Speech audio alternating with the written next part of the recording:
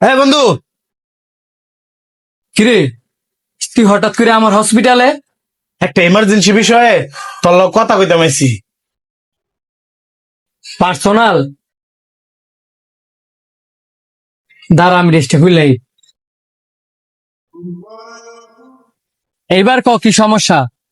তুই তো জানোসই আমি বিয়ে করছি 5-6 মাস হইব।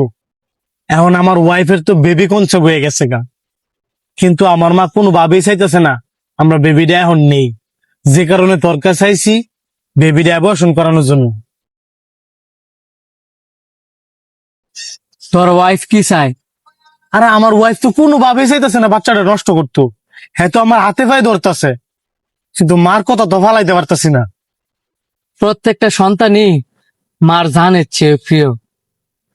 আল্লাহর কাছে মানুষ এত চাইয়া একটা সন্তান হয় না, আর আল্লাহ পাক তোরে দিচ্ছে, আর তুই সন্তান না চাইতেছিস মেরালে কি?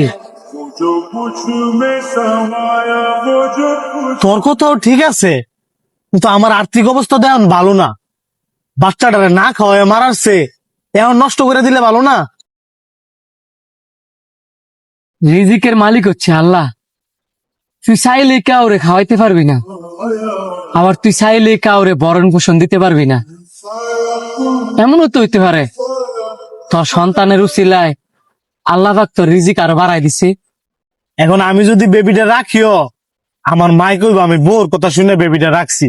এখন তুই ক, আমি মার কথা শুনবো না আমার ওয়াইফের কথা শুনবো?